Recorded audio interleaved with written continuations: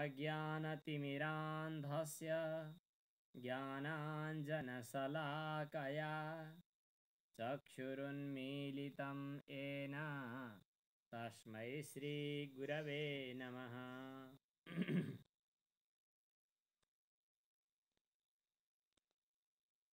प्रसंग चलिरहेको छ कि ब्रह्म विधिको विषय हुन्छ कि हुँदैन। नयाँ साधकलाई यो शब्द नयाँ लाग्ला। आजसम्मको पाठमा जो अभ्यस्त हुनुहुन्छ उहाँहरूले बुझ्नुभयो होला, ब्रह्म विधिको विषय हुन्छ कि हुँदैन।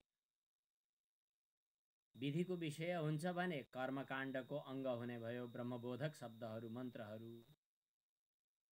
किन कर्म विधि, विधिमा अरोट, आदेश, क्रिया इत्यादि कुराहरू पर्छन्। ब्रह्म विधिको विषय होइन भने कर्मकाण्ड भन्दा भिन्न स्वतन्त्र अनि कर्मको अङ्ग नभइकन प्रतिपादन गरिने ब्रह्म हुने भयो। विषय यही चलिरहेको छ। अलि सजिलोसँग बुझ्नका लागि यो शब्दको प्रयोग गरेको। र हिजोको अस्तिको पाठमा हामीले के कुरा गर्यौं भने, हुन त वेदका मन्त्रहरूमा ब्रह्मज्ञान गर, आत्माबारे द्रष्टव्य, श्रोतव्य इत्यादि मन्त्रहरू आएका छन्। अथवा भनौं लिङ्ग लकार आदिहरू आएका छन्, ब्रह्मज्ञान गरोस् इत्यादि। त्यो लिङ्गलोट तबियत अनियरले बताएको जो विधि हो, अब मसिनिएर बुझ्नुपर्ने स्थिति छ यहाँ। त्यो विधि चाहिँ जहाँ काम लाग्ने हो त्यहाँ काम लाग्छ, जहाँ आफ्नो गति हुँदैन उल्टै गति भङ्ग हुन्छ त्यहाँ पुगेपछि आफ्नै धार बन्द भए चाहिँ गरी उनीहरू व्यर्थ भएर फर्किन्छन्। अलि बुझिएन। खुकुरी लगेर जहाँ काट्दा काटिन्छ त्यहाँ ताकेर हान्यो भने काट्ने वस्तु, काटिने वस्तु काटिन्छ। जस्तै अनि तर खुकुरी चाहिँ एकदम दरो फलाममाथि लगेर हान्यो भने फलाम त काटिँदैन, उल्टै खुकुरीको धार काटिन्छ। शङ्कराचार्यले जे दृष्टान्त दिनुभयो त्यही मैले भने। विधि त प्रयोग भयो मन्त्रमा, विधि जस्तै लाग्ने लिङ्गलोट तबियत अनियर आदेश दिने शब्दहरूको प्रयोग त भयो, तर त्यो ब्रह्ममा पुग्दा ब्रह्म नियोज्य अथवा विधिको विषय हुन नसक्ने ठाउँमा पुगिसकेपछि तिनीहरू आफै कुण्ठित हुन्छन्, आफै धार बन्द हुन्छन्, आफै उनीहरू निवृत्त हुन्छन्। यो गएको प्रसङ्गमा आयो। त्यसपछि आजको अब नयाँ पाठ किमर्थम तानी। स्क्रिन सेयर हेर्दैछु म।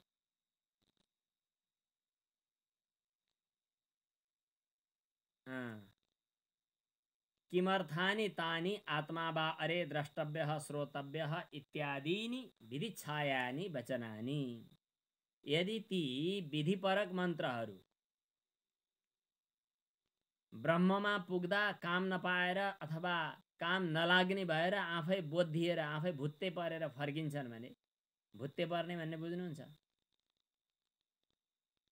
हतियार धारिलो बनायो भने, त्यो उध्यायो भने धारिलो बन्छ, अनि फलाममा लगेर ठोक्दा ठोक्दा फलाममा हान्यो भने त्यो आफै धार चाहिँ बेकार भएर भुत्तिएर फर्किन्छ। त्यसलाई भुत्तिने भन्छन् कहीँ कहीँ, अथवा त्यो शब्द प्रयोग नबुझिन पनि सक्छ। त्यसको धार बन्द हुन्छ, त्यो काम नलाग्ने हुन्छ। त्यस्तै ब्रह्ममा प्रयुक्त भएका विधिवाक्यहरूको ब्रह्ममा काम नलाग्ने भएपछि उनीहरू आफै फर्किन्छन्, व्यर्थ हुन्छन् भन्ने कुरा।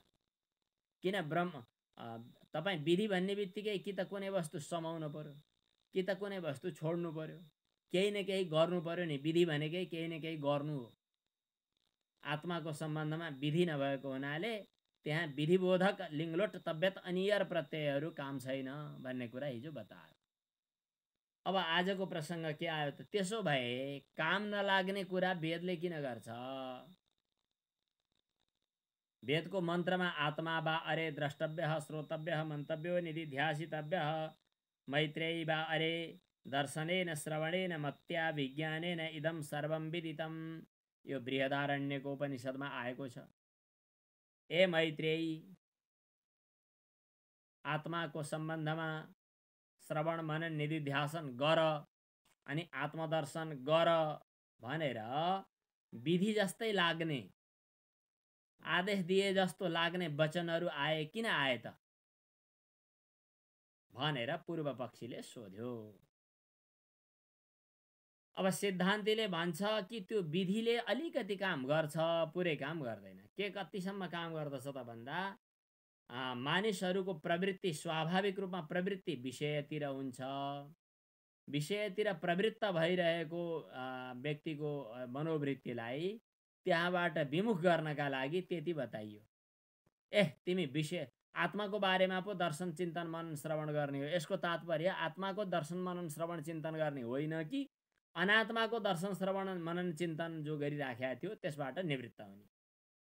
स्वाभाविक रूपमा अनात्म पदार्थको चिन्तन गर्दै थियो, त्यसबाट विमुख बनाउने हो भन्ने कुरा ब्रुमा हामी बताउँछौँ, शङ्कराचार्यले भन्नुभएको। अब हुन पनि अब यसलाई उदाहरण दिएर दृष्टान्त दिएर बाहिर फर्केर बुझौँ। मान्छे बाहिर फर्किएर व्यवहारमा प्रवृत्त भएको अवस्थामा, बाहिर फर्किएर भन्नाले विषयतिर फर्किएर व्यवहारमा प्रवृत्त भएको बेला मान्छेले के सोच्दछ? मलाई फाइदा होस्, बेफाइदा नहोस्। पहिले पहिले हाम्रो गाउँतिर दसैँको टिको लगाउने बेला आशीर्वाद दिने चलन थियो। हिँड्दा ठेस नलागोस्, बस्दा केस नझरोस्, सबैतिर सफलता मिलोस्, सबैको कहिल्यै पनि दुःख नपरोस्, नवग्रह शान्ति, के भन्थे त्यो कल्पना गरौँ हामीले। तिमीलाई नराम्रो नहोस्, राम्रो भइरहोस्, फाइदै फाइदा होस्, यस्तै यस्तै भनेर आशीर्वाद दिने चलन हुन्छ। जे जति सोचे पनि माने आशीर्वाद दिए जस्तै मान्छेको सोचाइ पनि हुन्छ। त्यो आशीर्वादका पंक्तिहरू मानिसको स्वाभाविक सोचाइको अनुकरण हुन्। मान्छेले यही नै चाहेको हुन्छ कि मलाई बेफाइदा नहोस्, मलाई फाइदै फाइदा होस्, अनिष्ट नहोस्, इष्टै इष्ट होस् भनेर सोचेको हुन्छ। विषयतिर फर्किएर, व्यवहारतिर फर्किएर अनि यी कुरा गरेर व्यवहारमा प्रवृत्त हुन्छ। तर आजसम्मको प्रवृत्ति हेर्दा मानिसले विषयतिर फर्किएर इष्टम मे भूयात अनिष्टम माभूत भनेर भन्दा साँच्चै इष्ट भएको छ त आजसम्म? अनिष्ट नभएको छ त? कसले आशीर्वाद दिँदा मरोस् भन्नु र कसैले नि भन्दैन, तर मान्छे नमरी त छोड्दैन। रोग नलागोस् भन्नु, एक दिन न एक दिन रोग लाग्छ। बुढो हुन कसैलाई मन लाग्दैन, तर बुढो भइन्छ। मर्न कसैलाई मन लाग्दैन, तर मरिन्छ। यसको मतलब के भयो त भन्दा विषयतिर फर्केर मलाई यो प्राप्त होस् भनेर, मलाई यो प्राप्त नहोस् भनेर जे चाहेको हुन्छ त्यो चाहना पूर्ण त हुँदैन, उल्टै उसको चाहिँ इच्छा विघात हुन्छ। आत्यन्तिक पुरुषार्थ उसले प्राप्त गरेको हुँदैन। यहाँ आत्यन्तिक पुरुषार्थ भन्नुभएको छ। मानिसले चाहना गरिने जति पनि कुराहरू छन् तिनलाई पुरुषार्थ भनिन्छ। साँच्चै चाहेको कुरा आत्यन्तिक पुरुषार्थ भयो।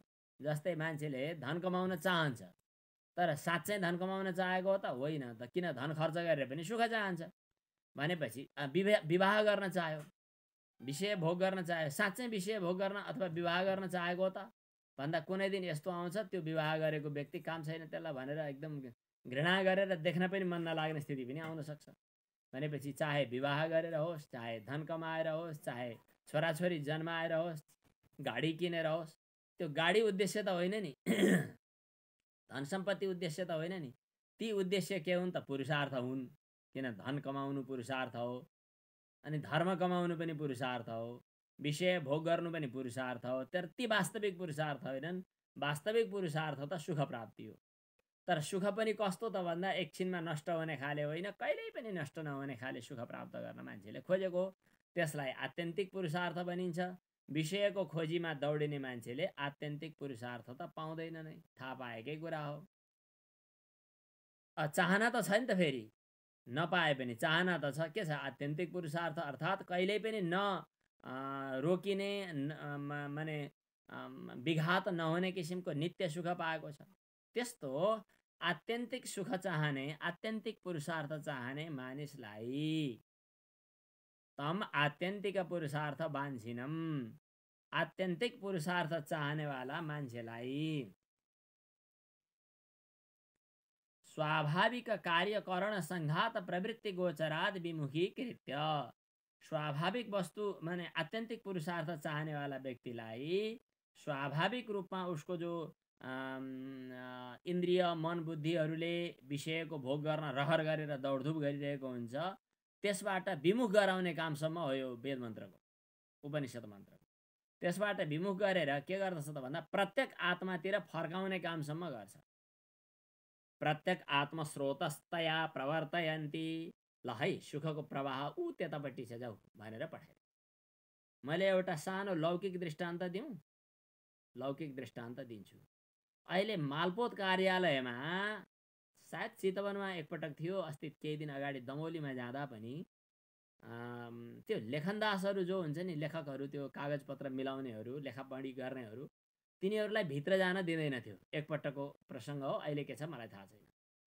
भित्र भनेको चाहिँ त्यो कार्यालयभित्र तिनीहरू मार्फत भ्रष्टाचार भयो, उनीहरू मार्फत घुसको आदान प्रदान भयो भनेर होला भित्र जान नदिने कार्यालयले व्यवस्था गरेको थियो। अनि कोही मान्छे लिएर गयो भने त्यो अनुकूल नहुने। त्यसपछि उनीहरूले के गर्छन् त, बाहिरबाट कागजपत्रहरू ठिक्क पारिदिन्छन्। ठिक्क पारेर ऊ त्यहाँ जानुहोस्, ऊ त्यो गेटमा जानुहोस्, अनि त्यसपछि त्यहाँ जानुहोस्, त्यहाँ जानुहोस् भनेर अझ मलाई त यतिसम्म सहयोग गरे बाहिरबाट कि महेश संस्कृत गुरुकुलको सन्यास आश्रमको जग्गा खरिदका लागि झ्याल बाहिर के गेट बाहिर बसेर औँलाले देखाएर अब यसपछि ऊ त्यहाँ जानुहोस्, अब त्यसपछि ऊ त्यहाँ जानुहोस्, अब त्यसपछि ऊ त्यहाँ जानुहोस्। अरू केही भएन भने पनि त्यो ल्याप्चे लगाउने ठाउँमा चाहिँ ऊ त्यहाँ जानुहोस् र हाकिमसँग गएर देखाउनुहोस्, यसो सोध्यो भने यसो भन्नु होला, तपाईँ यसो यसो गर्नुहोस् है भनेर उनीहरूले बाहिरबाट अराइ चाहिँ दिन्छन्। तर खास कारोबारवाला व्यक्ति मात्रै आफू अगाडि जानुपर्दछ हाकिमसँग सही गर्ने बेला, अरू बाहिरी मान्छेहरू जान मिल्दैन भने जस्तै यी वेद मन्त्रहरूले हामीलाई प्रवृत्ति विधि जे बताए, के बताए त भन्दा तिमी विषय भोगतिर दौडधुप गर्यौ सुख प्राप्तिको अभिलाषाले, सुख प्राप्ति त्यता होइन रहेछ, ती यता जानुपर्छ। अब त्यसपछि त्यो काउन्टरमा जाऊ, त्यतिखेर तिमीले कपडाहरू, तिमीहरूले बाहिरी आभूषणहरू, विभूषणहरू, बाहिरी देखावटी कुराहरू, सबै कुराहरू परित्याग गरेर हो त्यहाँ जाऊ। त्यहाँ गएपछि तिम्रो त्यही हुन्छ, कुरा सबै सकिन्छ। उसले बाहिर विमुख भइरहेको मानिसलाई, बाहिरी विमुख माने विषयतिर विमुख माने अभिमुख भइरहेको, आत्माबाट विमुख भइरहेकोलाई विषयबाट विमुख गरेर प्रत्येक आत्मस्रोतस्तया प्रत्येक आत्मातिर अभिमुख बनाएर छोडिदिन्छन्। प्रवर्तयन्ती, आत्मा बारे द्रष्टव्य इत्यादि मन्त्रहरूको धन्दा काम त्यही हो। त्यस्तो आत्माको अन्वेषण गर्नका लागि प्रवृत्त भएका व्यक्तिहरूलाई बाहिरबाट उपदेश गरिदिने हो यी वेद मन्त्रहरूले।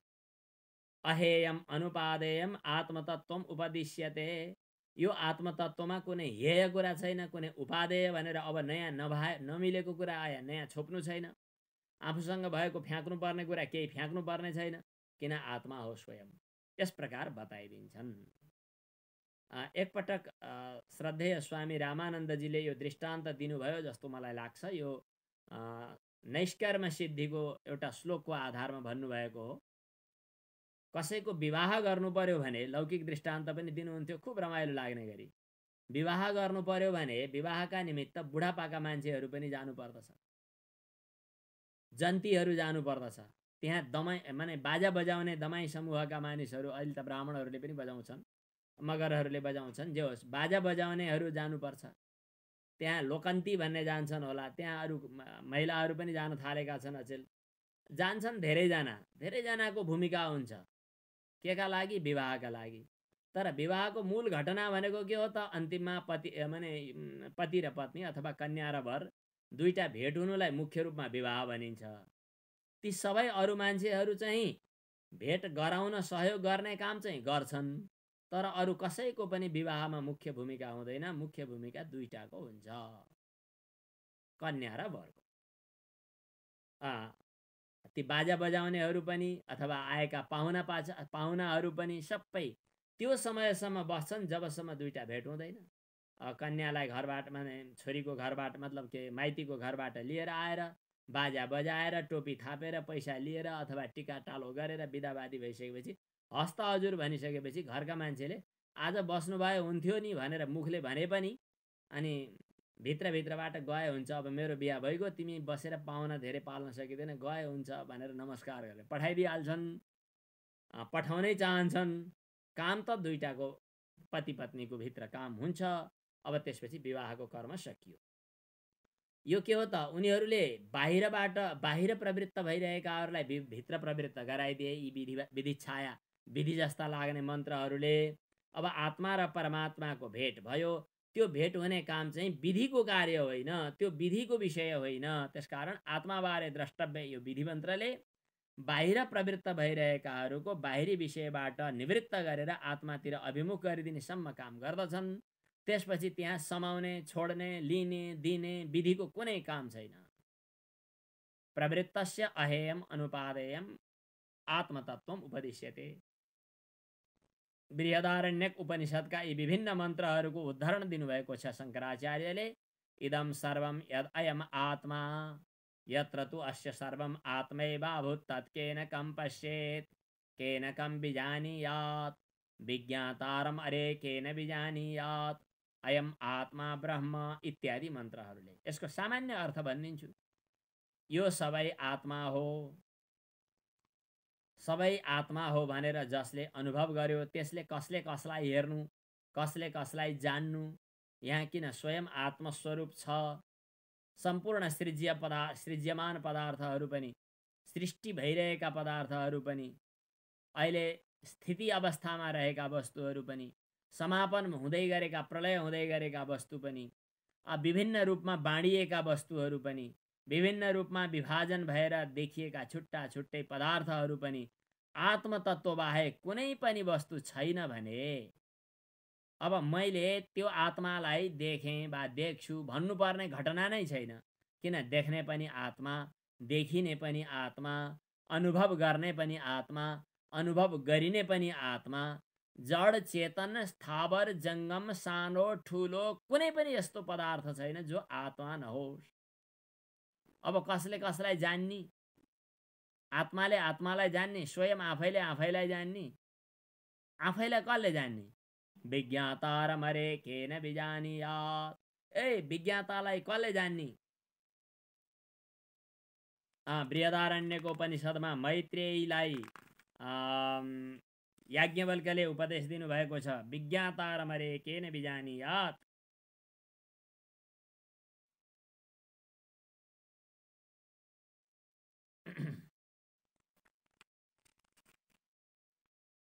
यत्र हि द्वैतमिव भवति तद इतर इतरं पश्यति,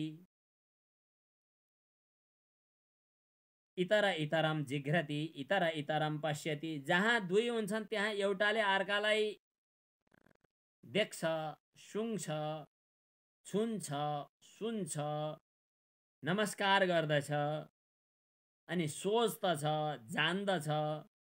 सबै स्वयं आत्मा नै हो भने कति मजाको छ यो बृहदारण्यको उपनिषदको। कति 2 4 14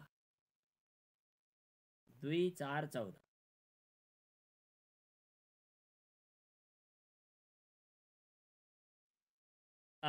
तद इतर इतरम। जहाँ दुई हुन्छ त्यहाँ एउटाले नमस्कार गर्ने, कसले कसलाई गर्ने? एउटाले अर्कालाई गर्ने। केही दिने, कसले कसलाई दिने? यसले उसलाई दिने। मैले त्यही आफ्नो उदाहरण बताउँथेँ कहिलेकाहीँ। दसैँको बेला पिताजीले टिका लगाइदिइसकेपछि मेरो त गुरु पनि, भेटी त दिनु पर्यो, केही त चढाउनु पर्यो। अब के चढाउने? मेरो केही छँदै छैन। मैले कहिल्यै पनि दुई ठाउँमा पैसा राखिएन। आफ्नो खाता, आफ्नो पिताजीको अथवा आफ्नो वस्तु, पिताजीको वस्तु दुईटा कहिल्यै पनि भएन। रहन्थ्यो त उही नजिकमा घरमा बस्ने भएको हुनाले पिताजीकै साथमा बस्थ्यो। पिताजीकै साथमा पनि होइन, एक ठाउँमा बस्थ्यो। त्यो पिताजीको सम्पत्ति हो। अब पिताजीको सम्पत्ति लिएर पिताजीलाई अर्पण त गरियो गर्न त। अब यहाँ त थोरै अर्पण गर्ने क्रिया बन्न सक्यो। एउटा उदाहरणका लागि सायद शङ्कराचार्यले सौन्दर्य लहरीमा उदाहरण दिनुभएको प्रसङ्ग छ। त्वदीयाभिर्वाग्भिस्तव जननी वाचाम स्तुतिरियम। जसरी गङ्गाजीमा गएर आज एकादशी पनि सङ्क्रान्ति पनि हामी गण्डकीमा गएर बिहान स्नान गऱ्यौँ अनि गण्डकीलाई जल चढायौँ। क्या राम्रोसँग चढायौँ। कहाँबाट लगेर चढायौँ जल? गण्डकीबाट चढायौँ। गण्डकीमा चढाएको भयो। त्यहाँ त भयो अलिकति उठाउने ठाउँ थियो र चढायौँ। कसरी चढाउने? किन? यहाँ त त्यो ब्रह्मतत्त्व बाहेक अरू केही पनि छैन। सुधासुतेश्चन्द्रोपलजलचयैरर्घ्य रचना। चन्द्रमाको किरणबाट निस्किएको अमृत कणले चन्द्रमालाई अर्घ्य दिने एउटा गजबको विधि छ। चाँदीको भाँडामा सालग्राम शिला पूर्णिमाको रात्रिको समयमा बाहिर खुल्ला आकाशमा राख्यो भने बिहान अँध्यारैमा उठेर हेर्दा त्यहाँ पसिनाका कणहरू जस्ता कणहरू देखा पर्दछन्। शीतकण सालग्राममा प्रवाहित भएको, सालग्रामबाट प्रकट भएको जो शीतकण हो त्यो अमृत कण हो।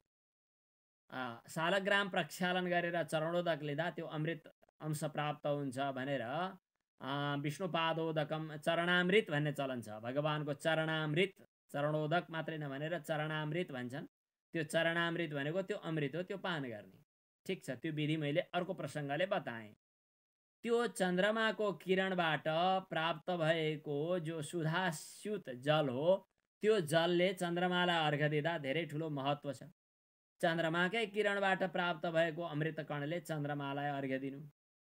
अनि यो सूर्यको पूजा गर्ने बेला सूर्यलाई पनि आरती गर्ने विधि छ। जुन सूर्यबाट उज्यालो प्रकाश हामीमा प्राप्त हुन्छ तिनै सूर्यलाई हामी ज्योतिले आरती गर्ने। यस्ता प्रसङ्गहरू हामीलाई विधिमा कर्ममा पनि कता कति आइपुग्छन्।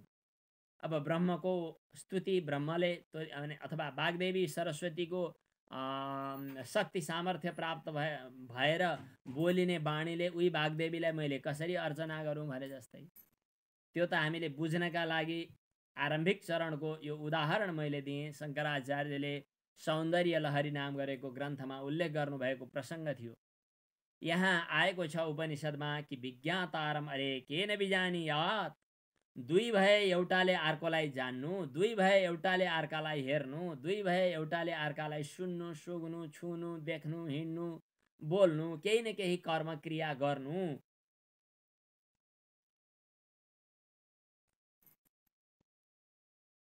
तत् केन कम बिजानियात येन इदं सर्वं बिजानाति तम केन बिजानियात विज्ञातारमरे केन बिजानियात। आफैले जान्दछ उ जान्नेवालालाई कसले जान्ने, प्रकाशकलाई कसले प्रकाशित गर्ने, त्यो स्वयं आत्मा हो।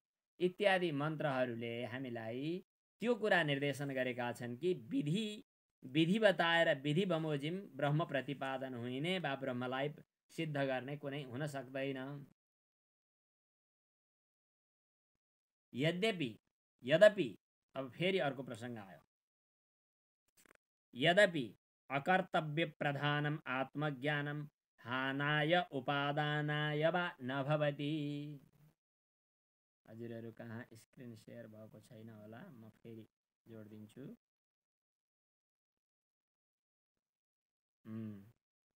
यद्यपि अकर्तव्य प्रधानम आत्मज्ञानम हानाय उपादानाय वा न भवति इति तथैव अभ्युपगम्यते। हुन त आत्मज्ञान भनेको कुनै कर्तव्य नहुने, कुनै गर्न पर्ने कुरा नहुने, विधि नहुने, विधिको रूपमा भन्न नमिल्ने हुने भयो हैन। यद्यपि अकर्तव्य प्रधानम आत्मज्ञानम भनेको कुनै गर्नुपर्ने छैन, त्यसमा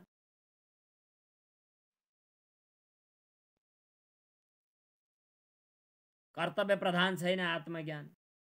त्यसकारणले त्यहाँ गर्ने कुरो केही नभएपछि कसैले दिन पर्ने, छोड्न पर्ने, लिनुपर्ने केही पनि छैन। हानाय उपादानाय वा न भवति। हान भनेको त्याग्नु, उपादान भनेको लिनु। हेय उपादेय पनि भन्छन् कहीँ, यहाँ हान भनियो। हान भनेको त्याग्न लायकको कुरा पनि केही छैन, उपादान भनेको लिनु लायकको कुरा पनि केही छैन। किन नपाएको कुरा भए पो अब पाउनु, समाउनु, लिनु आत्मा स्वयं आफ्नो रूप हो, त्यसकारणले उपादान हुन सक्दैन।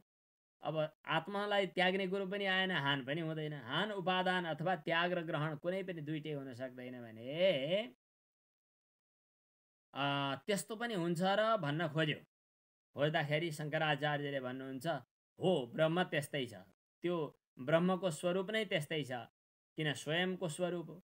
त्यसकारणले त्यहाँ हानोपादान दुइटै हुँदैन। यो हाम्रो ब्रह्म विचार सम्बन्धी सिद्धान्तको, अद्वैत वेदान्त सिद्धान्तको यो एउटा विशेषता नै हो, यो अलङ्कार नै हो। किन ब्रह्मतत्व साक्षात्कार भइसकेपछि सम्पूर्ण कर्तव्यहरू, सम्पूर्ण गर्नुपर्ने कुराहरू सब समाप्त भए। कृतकृत्य भनेको यहाँनेरि आयो। कृतकृत्यश्च एतद् बुद्ध्वा बुद्धिमान स्यात् कृतकृत्यश्च भारत। गर्नुपर्ने कुरा सबै गरियो अरे, अब केही पनि बाँकी छैन। जिन्दगीमा केही गर्नुपर्ने बाँकी छ कि छैन? मानिसहरूले प्राय भन्ने गर्दछन् कि सानो छँदाखेरि के गर्नुपर्ने भन्ने कुरा केही पनि थाहा हुँदैन, पछि पछि गएपछि धेरै कुरा गर्नुपर्ने भन्ने थाहा हुन्छ। ओहो मैले त धेरै काम गर्नु छ बाँकी भन्दा भन्दै फुत्तै मर्ने दिन आइपुग्छ। अनि बुढो भइसकेपछि, मर्ने बेला भइसकेपछि, ला मैले यो पनि गर्नु पर्थ्यो गर्न सकिनँ, त्यो पनि गर्नु पर्थ्यो गर्न सकिनँ भनेर चिन्ता मानेर बस्छ। र हाम्रो जिन्दगीमा ओहो मैले त धेरै काम गर्न छुट्यो भनेर पश्चाताप मानेर मर्नु हो। तर एउटा यस्तो विषय आइपुग्यो ब्रह्मविद्याको साक्षात्कार, जसको कारणले व्यक्तिमा चाहे गर्नुपर्ने, कमाउनु पर्ने, लिनुपर्ने धेरै व्यावहारिक कुराहरू बाँकी रहन्, तर उसको बोध, उसको चिन्तन, उसको विचार कृतकृत्य हुन्छ। अब कृत भनेको गर्यो, कृत्य भनेको गर्नुपर्ने कुराहरू। गर्नुपर्ने कुराहरू पुरै उसले गरिसक्यो। अब बाँकी केही पनि छैन। अब लिनुपर्ने पनि छैन, दिनुपर्ने पनि छैन, छटपटाउनु पर्ने पनि छैन, दौडिनु पर्ने पनि छैन। छ त केवल आफ्नो बोधमा आफै रमाउने हो, त्यो पनि क्रियाको रूपमा होइन, स्वस्वरूपको अनुभूतिको रूपमा। यो कुरा बृहदारण्यको उपनिषदको अर्को मन्त्रमा आइपुग्यो, ज्यादै महत्त्वपूर्ण छ यो। एकपटक कार्यालयमा, अर्थ मन्त्रालयको ढोकामा बस्दा आफूलाई भइरहेका अनुभूति पछाडि यो श्लोक मैले 10 पटक गुनगुनाएको थिएँ त्यो दिन। आज यो याद आइरहेको छ। कति महत्त्वपूर्ण लागेको छ मलाई। बेला बेलामा यसले काम गर्छ। मैले त यो मन्त्रलाई पनि ज्यादै महत्त्वका साथ भन्ने सुन्ने गरेको छु, त्यसकारणले हजुरहरूलाई पनि म महत्त्वका साथ सुनाउँछु। आत्मानं चेत् विजानीयात् अयम् अस्मीति पुरुषः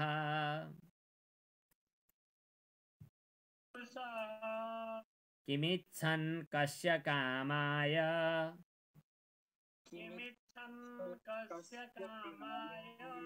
शरीरमनुसञ्ज्वरेत्।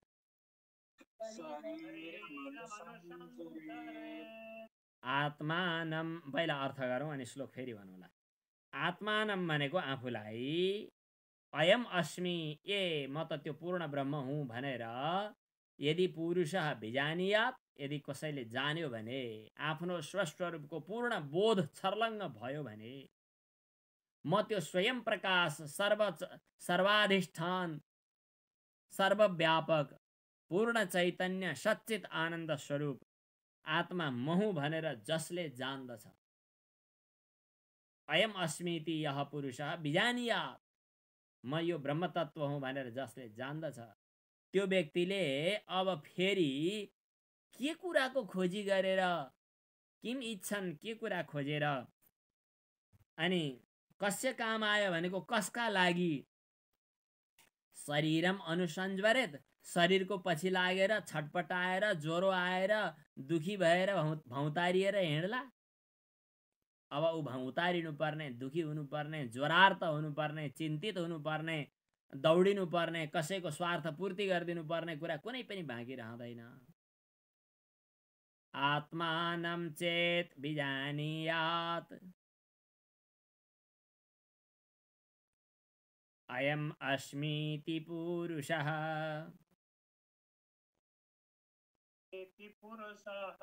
किमिच्छन् कस्य कामाय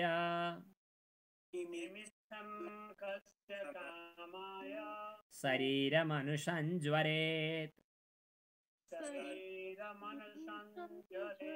यहाँनेरि याद गर्नु फेरि, शरीरम अनुसञ्चरेत् छैन, सञ्ज्वरेत् छ। शरीर त आफ्नो प्रारब्ध अनुसार एउटा क्रियाकलापमा लाग्ला, केही छैन। यो पाञ्चभौतिक शरीर हो, पाञ्चभौतिक कर्ममा लागिरहला, केही छैन। तर उसको ज्वर, उसको पीडा, उसको मनको सन्ताप, उसको मानसिक वेदना, यस्ता कुराहरू अब रहँदैनन्। न अनुसन ज्वरेत, अब ऊ ज्वरार्थ हुँदैन, छटपटी हुँदैन उसको। मानिसहरू त्यसै छटपटीले दौडधुपले विचलित भएर भौतारिरहेका छन्। जो आफ्नो स्वस्वरूपमा प्राप्त भइसकेको छ, ऊ अब के खोजेर कसका लागि किन दौडिनु पर्यो शारीरिक विषय भोगका पछि? एतद बुद्ध्वा बुद्धिमान स्यात्, यति कुरा बुझिसक्यो भने ऊ बुद्धिमान भयो। गुह्यतम ज्ञान भनेर बताइएको छ नि पुरुषोत्तम के गीताको 15औं अध्याय।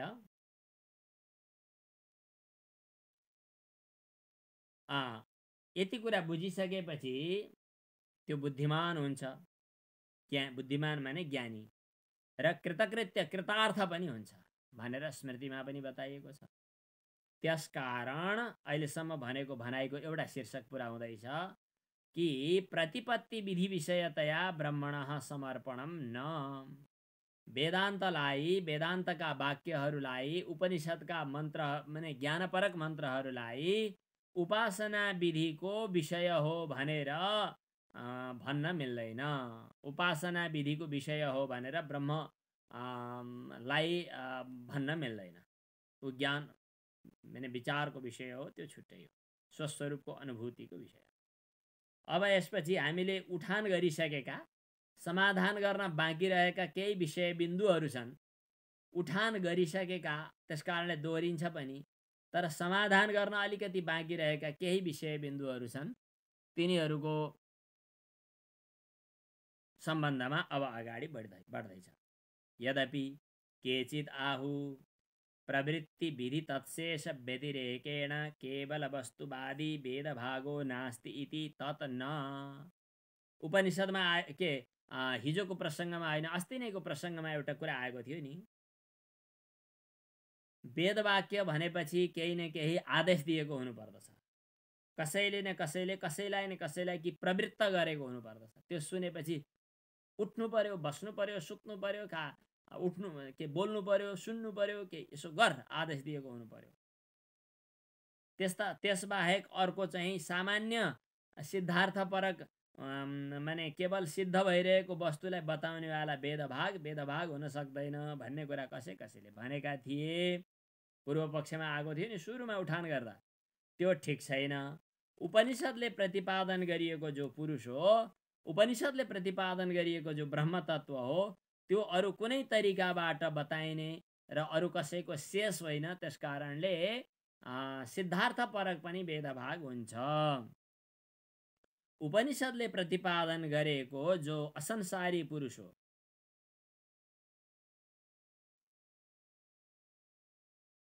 हजुर, उपनिषदले प्रतिपादन गरेको जो असंसारी पुरुष हो, त्यो चाहिँ उपनिषदले मात्रै प्रतिपादन गरेको छ।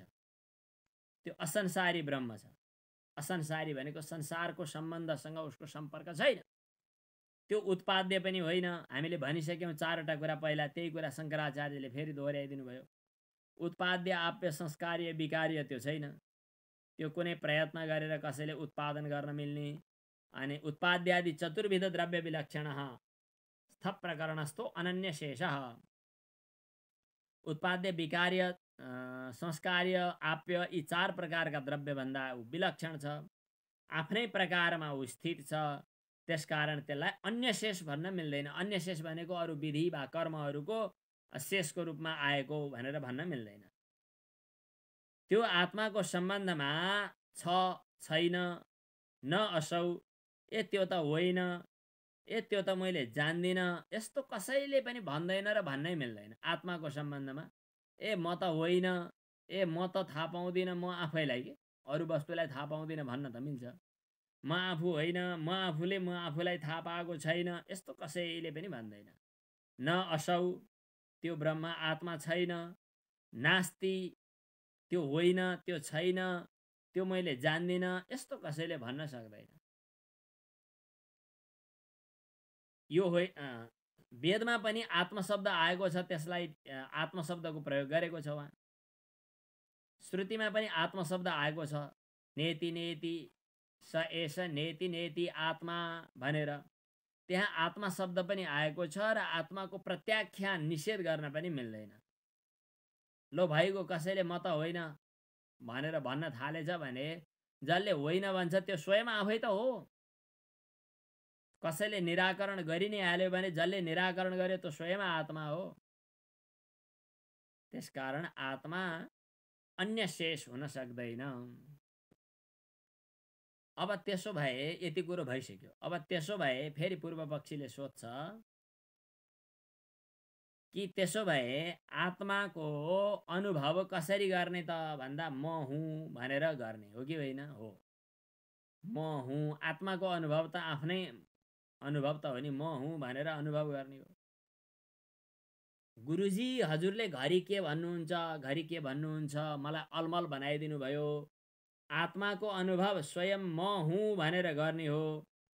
अहम प्रत्ययको विषय भन्छन् त्यसलाई। अहम प्रत्यय, प्रत्यय भनेको ज्ञान, म इत्याकारक ज्ञानको विषय। जस्तै घैँटो जान्नु पर्यो भने घटः इत्याकारक ज्ञानको विषय घट भयो भनिन्छ। अब आत्मालाई अहम इत्याकारक ज्ञानको विषय आत्मा हुन्छ, हो कि होइन भनेपछि अब सिद्धान्तिले अलिअलि टाउको त हल्लाउने होला। पूर्व पक्षीले भन्छ म भन्ने यो कुरा अथवा आत्मा यो कुरा, आत्मा अहम इत्याकारक प्रतीतिको, ज्ञानको, बोधको विषय भयो, हो कि होइन? हो। त्यसो भए अघि तपाईँले भन्नुभयो त्यो आत्मा उपनिषद्द्वारा मात्रै जान्न सकिन्छ भनेर, तम त्वौपनिषदम पुरुषम पृच्छामि। अहिले भन्दै हुनुहुन्छ अहम यो प्रतीतिको विषय हो भनेर। अहम यो आफ्नै अनुभवको विषय हो कि उपनिषदले बताइने विषय हो त? लो भन्नुहोस् त त्यसो भए भन्छ पूर्व पक्षी। आत्मा अहम यो प्रतीतिको विषय हो कि उपनिषद्द्वारा जानिने विषय हो? हजुर हामीलाई सोध्ने हो भने उपनिषदबाट जानिने कुरो त होला नहोला जे होला, म आत्माको सम्बन्धमा त म आफैले अनुभव गरेर थाहा पाउने हो। हामीले पनि यही भन्छौँ। भन्दाखेरि अब सिद्धान्तिले भन्नुहुन्छ कि यता सुन्नुहोस्, कुरा फरक छ। तपाईँले अहम यो ज्ञानको विषयको रूपमा आत्मालाई अनुभव गर्नुभएको छ, त्यहाँ अलिकति कुरो मिलेन है। कुरो अलिकति फरक परिराखेको छ। ठिक ठाउँमा ठिक ढङ्गले त्यो नटबल्टु कसिराखेको छैन। आत्मा म यो प्रतीतिको विषय भएको हुनाले उपनिषद्द्वारा जानिन्छ भन्ने कुरा भनाइ बेठीको भनेर तपाईँले भन्नुभएको थियो।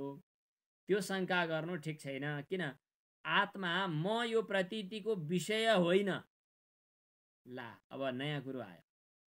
आत्मा जसको बारेमा हामी उपनिषद्द्वारा बताइने भनेर बताइरहेछौँ त्यो अहम यो प्रतीतिको विषय होइन। उल्टै के हो त भन्दा अहम यो प्रतीतिको साक्षी हो। अब विषय र साक्षी भनेर बुझ्नुहुन्छ?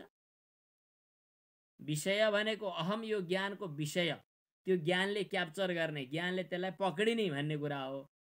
त्यो त स्वयं त्यसको साक्षी हो, त्यहाँ प्रतीतिको विषय होइन। हो, तपाईँहरूले हामीहरूले सामान्यतया अहम यो प्रतीतिको विषय पनि बनाएका छौँ कसै कसैलाई। त्यो चाहिँ मन बुद्धि अहङ्कारसँग रुमल्लिएको कर्ता भोक्ता प्रमाता बनेको त्यो आत्माको चैतन्यको आभास हो। अहम यो प्रतीतिको विषय भएको आत्मा भन्छौ भने चाहिँ त्यो छुट्टै कर्ता हो। तर हामी त्यो तत्त्वको कुरा गर्दैछौँ जो अहम यो प्रतीतिको विषय होइन, अहम यो प्रतीतिको साक्षी। अब शास्त्रले के भन्छ कसो भन्छ यो शास्त्रका पङ्क्ति पढेर सुनेर बुझ्नु होला। अब एकपटक आफैले आफूतिर भित्र फर्केर आफूभित्र दुईटा मलाई खोज्न सकिन्छ। एउटा म चाहिँ सुख भएको बेला सुखी भएँ भनेर दङ खान्छ, मक्ख पर्छ। अनि दुःख परेको बेला दुखी भएँ भन्छ, रुन्छ, कराउँछ, हिँड्छ। अनि अर्कोले सुखी भइरहेको वा दुखी भइरहेको थाहा पाउँछ। आज खुब दुखी भइस् नि है त भन्छ। कोही मानिस आएको बेलामा कहिले कहिले त्यस्ता नाटक नौटङ्की गरेको मैले थाहा पाएको छु धेरै मान्छेहरूको बिचमा। आज तैँले अभिनय ठिक गरिस् है, आज तैँले अभिनय गर्दा खुस्किस् है, एउटाले अभिनय गरिरहेको छ। अभिनय भनेको त मैले व्यावहारिक रूपमा हजुर हामी कहाँ हुने गरेको अभिनय भन्छु म। घरमा बनावटीपन मैले देखिरहेको छु। दुईटा पति पत्नीको बिचमा खुब तै मै झगडा भइरहेको छ, झ्याल बाहिरबाट सुन्दा। अनि गेटको अगाडि पुगेपछि अनि घन्टी टिङ्रिङ्ग बज्यो। टिङ्रिङ्ग बजेपछि अनि यसो ढोका खोल्यो, ए सुनिसियो यता आइसियोस् त, उहाँ को आइसिएछ। भर्खरै तँ शब्दको सम्बोधनबाट कुराकानी भइराखेको छ। भर्खरै चाहिँ आइसियो। उनीहरूको बिचको संवाद यो नाटक अभिनय हो। यस्ता अभिनय गर्दै हिँड्छ एउटाले। हरेक हुँदा नहुँदा अभिनयहरूको, हरेक झुटमुटको पनि चुप्प लागेर साक्षीको रूपमा अर्को एउटा बसिराखेको छ। सामान्य व्यवहारमा पनि एउटा साक्षी र एउटा त्यो काममा लटपटिने आत्माको रूपमा बुझ्नु भएको छ। त्यो काममा लटपटिने आत्मा त वास्तवमा अब त्यो गडबडै हो। तर अहिले जबसम्म व्यावहारिक दुनियाँ छ, मन बुद्धि अहङ्कारको प्रपञ्च छ, त्यहाँ चाहिँ त्यो अल्मलिएर बसेकै छ। त्यो त अब आभास हो, त्यो कर्ता भोक्ता प्रमाता हो। आफ्नो वास्तविक स्वरूप जसलाई उपनिषद्द्वारा सङ्केत गरिएको छ, त्यो त साक्षी आत्माको कुरा हो। हजुर आफू वास्तवमा साक्षी आत्मा कि कर्ता आत्मा भनेर यहाँ अब छिनोफानो गर्ने बेला भएको छ। ती जाग्रत स्वप्न सुषुप्ति सबैलाई थाहा पाउने आत्मा, सुषुप्तिको पनि थाहा पाउने आत्मा भनिसकेपछि त्यो कर्ता भोक्ता प्रमाता होइन। हामी जसको बारेमा कुरा गरिरहेका छौँ त्यो जाग्रत अवस्थामा अहिले जुङ्गा मुसार्दै हिँड्ने खाले आत्मालाई मात्रै आत्मा भनेको होइन। त्यो त स्वप्नको मात्रै पनि होइन, सुषुप्तिको पनि साक्षी, सुषुप्तिलाई पनि थाहा पाउने तिनटैको साक्षी शुद्ध चैतन्यको हामी कुरा गरिरहेका छौँ। हो त्यो शुद्ध चैतन्य साक्षी जो हो त्यो अहम प्रत्ययको विषय होइन, अहम प्रत्ययको साक्षी हो। त्यो अहम प्रत्ययको जो विषय भएको कर्ता हो त्यो भन्दा विलक्षण भनेको भिन्नै। अहम प्रत्यय विषय कर्तृ व्यतिरेकेण शङ्कराचार्यले भन्नुभएको पङ्क्ति छ। अहम यो प्रतीतिको विषय भएको जो कर्ता भोक्ता प्रमाता हो त्यो भन्दा व्यतिरेकेण भनेको भिन्नै। तत्साक्षी त्यसको साक्षी सर्वभूतस्थ, त्यो चाहिँ कर्ता भोक्ता प्रमाता हुने आत्मा चाहिँ हजुरको छुट्टै, उसको छुट्टै, उसको छुट्टै, किरा फट्याङ्ग्राको छुट्टै, सबैको छुट्टा छुट्टै। कतिपय सम्प्रदायहरूमा भन्ने चलन छ नि, सबै आत्माहरूलाई, दिव्य आत्माहरूलाई नमन भन्ने चलन छ। आत्माहरू भए, धेरैवटा आत्मा भए। हामी चाहिँ यो अद्वैत वेदान्त सिद्धान्तमा आत्माहरू भन्दैनौँ। त्यहाँ ठिक छ, त्यो कर्ता भोक्ता प्रमाता बन्दै हिँड्ने, छुट्टा छुट्टै खोलभित्र पसेको, छुट्टा छुट्टै अन्तःकरण र छुट्टा छुट्टै अविद्या ग्रन्थीहरूको बन्धनमा बाँडिएर बसेको कर्ता भोक्ता प्रमाता अहम प्रत्ययको विषय भएको आत्मा चाहिँ छुट्टा छुट्टै भएछ।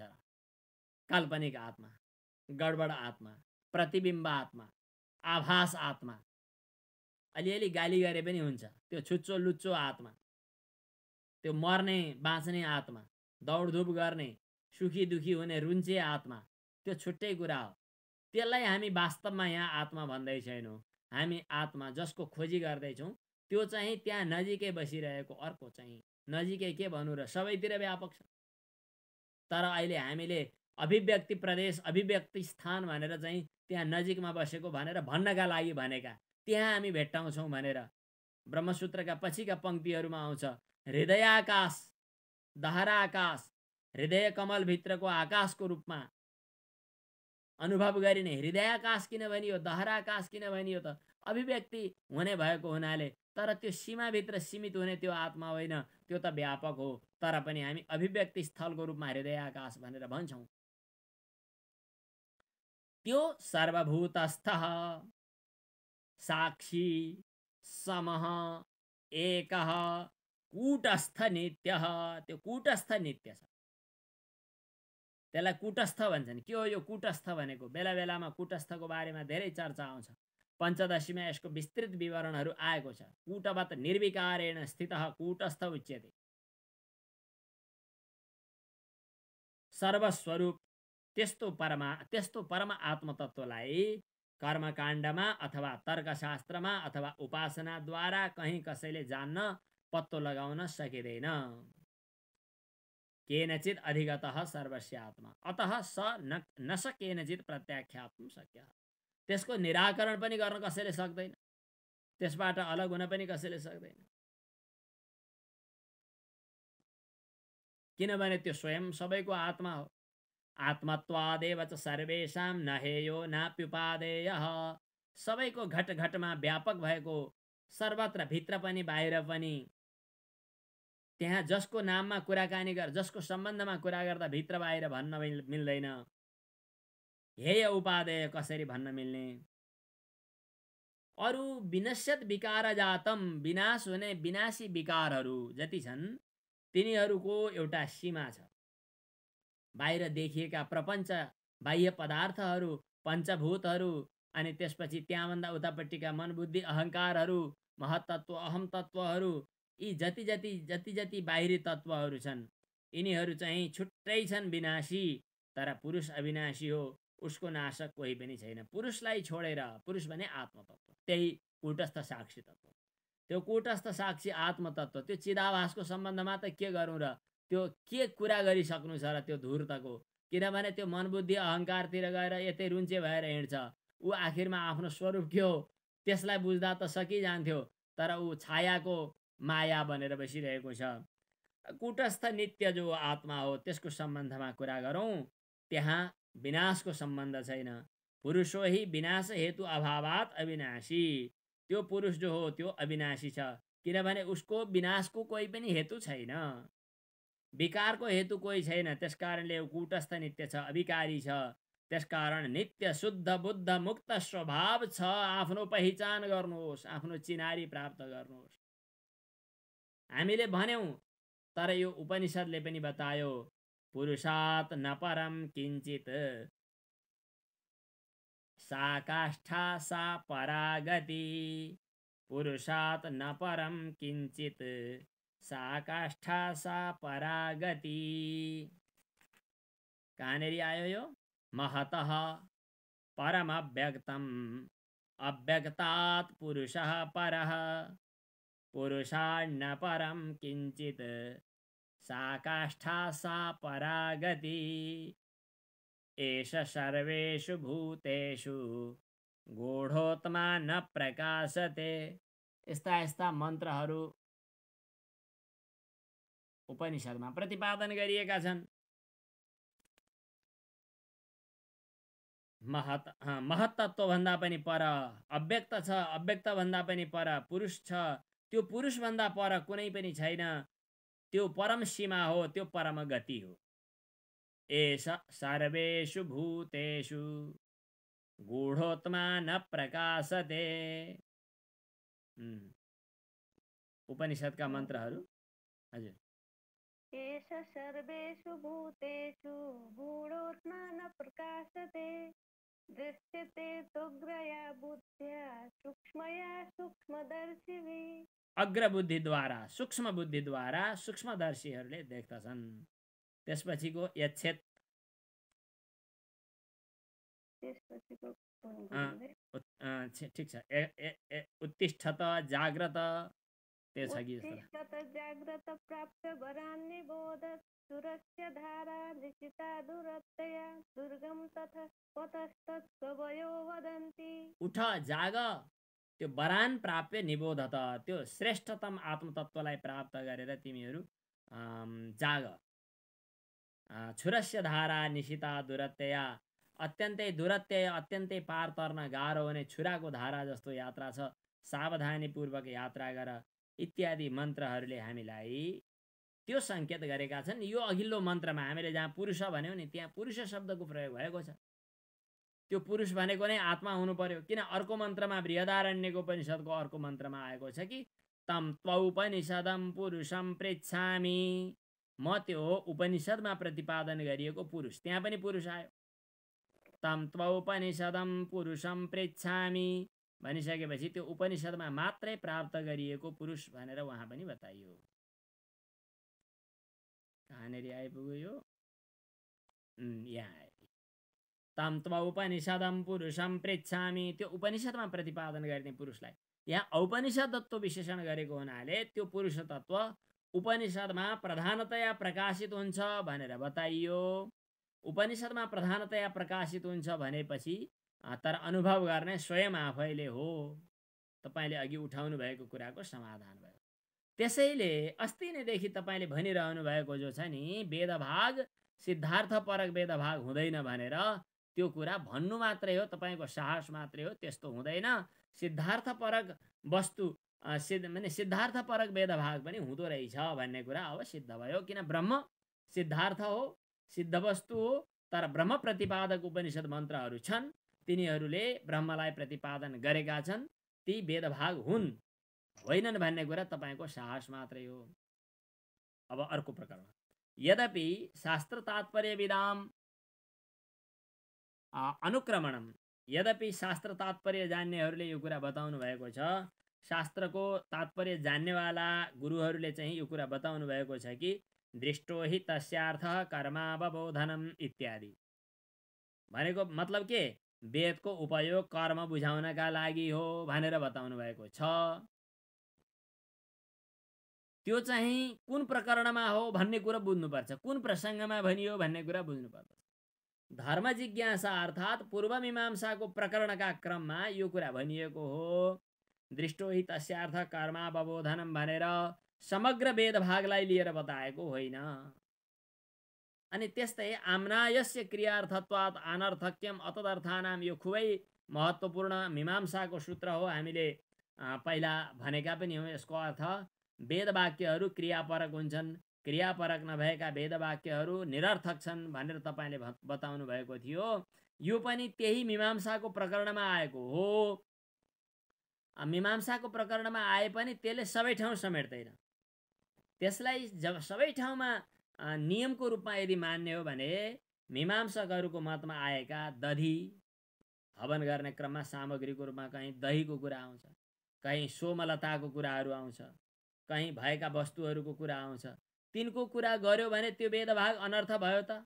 अनर्थ हुँदैन। त्यसकारणले सिद्धार्थपरक वाक्यहरू पनि अनर्थक हुँदैनन्। त्यो त्यहाँ जे कुरा आएको छ त्यो विधि प्रकरणमा आएको कुरा हो, हरेक ठाउँका लागि त्यो होइन। प्रवृत्ति निवृत्ति विधि तत्शेष व्यतिरेकेण भूतम चेत वस्तु उपदिशति भव्यार्थत्वेन। यदि तपाईको दही सामग्री, सोमलता, गाई अनि सुरो, चरु जस्ता सिद्धपरक सिद्ध वस्तुहरूको उपदेश वेदका मन्त्रले गर्न सक्छ भने सर्वव्यापक सर्वान्तर्यामी कूटस्थ चैतन्यको रूपमा ब्रह्मतत्वको प्रतिपादन वेदले गर्दा के आपत्ति तपाईलाई? गर्न मिल्छ। उपदेश गर्यो वेदले भन्दैमा क्रिया हो भन्न मिल्दैन। क्रियापरक नभए पनि वेदले उपदेश गर्न मिल्छ। अर्थात् सिद्धार्थपरक वेदवाक्यहरू पनि हुन्छन्। समय हेर्दै थिएँ मैले, घडी हेर्दैछु एकैछिन। ठिक छ, 1 मिनेट बाँकी छ। कूटस्थ नित्यं भूतं नोपदिशतीति को हेतुः नहि भूतम उपदिश्यमानं क्रिया भवति। उपदेश गर्दैमा सिद्ध वस्तु उपदेश भयो भन्दैमा क्रिया हो भन्न त मिल्दैन। सिद्ध वस्तु क्रिया नभए पनि क्रियाको साधन भएको हुनाले सिद्ध वस्तुको उपदेश पनि क्रियार्थक भयो भनेर भन्नुहुन्छ भने नैष दोषः, यहाँ दोष मान्नु पर्दैन। सिद्ध वस्तु क्रियार्थक भए पनि शास्त्रले केवल वस्तुको मात्रै उपदेश गरेको हुन्छ। वस्तु वस्तुतः कार्योत्पादन शक्तिले युक्त भएको हुन्छ। क्रियार्थत्व त त्यसको प्रयोजन हो। त्यसकारणले दधी आदि सिद्ध पदार्थहरूलाई कार्यशेष माने पनि यो कुरा भन्न सकिँदैन कि दधी आदि पदार्थहरू शब्दतः उपदेश गरिएका छैनन् भनेर। उपदेश गरिएका छन्, सिद्ध वस्तु हुन्, त्यसकारण सिद्धार्थपरक वाक्यहरू हुन्छन्, वेदमा यो बताइएको हुन्छ। पूर्व पक्षीले भन्छ सिद्ध वस्तुको उपदेश भएर तपाईलाई के फाइदा भनेर भन्दा सिद्धान्तले भन्छ सिद्ध वस्तुको बोधबाट पनि फाइदा के हुन्छ त भन्दा अनर्थको निवृत्ति रूपी फाइदा हुन्छ। किन? सिद्ध वस्तु आत्मतत्वको बोध नहुँदाखेरि सांसारिक माने द्वैत प्रपञ्चले चाहिँ सताइरहेको थियो, मिथ्या ज्ञानले सताइरहेको थियो। सिद्ध वस्तुको ज्ञान हुनुको साथसाथै मिथ्या ज्ञानको नाश भयो। मिथ्या ज्ञानको नाश भएर स्वस्वरूपको अनुभव हुनु यो सिद्ध वस्तुको उपदेशको सार्थकता हो। अर्को कुरा पनि छ, ब्राह्मणो नहन्तव्य अथवा गाईलाई हान्नु हुँदैन, ब्राह्मणलाई हान्नु हुँदैन इत्यादि जो वाक्यहरू छन्, यी वाक्यहरू पनि क्रियार्थक त होइनन्, क्रियापरक त होइन, त्यसबाट निवृत्ति बाहेक अरू केही गर्नु छैन। क्रियापरक भए पनि तिनीहरू कुनै माने क्रियापरक जस्ता लागे पनि ती वाक्यहरूले कुनै क्रियाहरू गराउँदैनन्। त्यसकारणले यदि क्रियापरक माने कुनै कर्ममा प्रवृत्त नगर्ने वाक्यहरू व्यर्थ हुन्छन् भन्ने हो भने तपाईँको ब्राह्मणो नहन्तव्य यो वाक्य पनि व्यर्थ हुन जान्छ। त्यो चाहिँ तपाईँकै मतमा पनि सिद्ध छैन। त्यसकारण क्रियापरक नभएका पनि वेदवाक्यहरू हुन्छन्, सिद्धार्थपरक भएका पनि वेदवाक्य हुन्छन्। ती सिद्धार्थपरक वेदवाक्यको प्रयोजन के हो त भन्दा अनर्थ निवृत्ति हो। त्यो अनर्थ मिथ्या ज्ञानबाट जम्मा भएको, मिथ्या ज्ञानबाट चुली लागेको अनर्थ समुदाय नष्ट गर्न सिद्धार्थपरक वाक्य अर्थात् आत्मतत्वको बोध उपनिषद्द्वारा गराइएको हुन्छ। त्यो उपनिषद्द्वारा गराइएको आत्मतत्वको बोध हो, यो विधिशेष होइन, विधि छाया होइन। आज पनि पुरा गर्न बाँकी नै रह्यो। अब एक दिनमा त सकिएला। ओम पूर्णमदः पूर्णमिदं पूर्णात् पूर्णमुदच्यते पूर्णस्य पूर्णमादाय पूर्णमेवावशिष्यते। ओम शांति शांति शांति।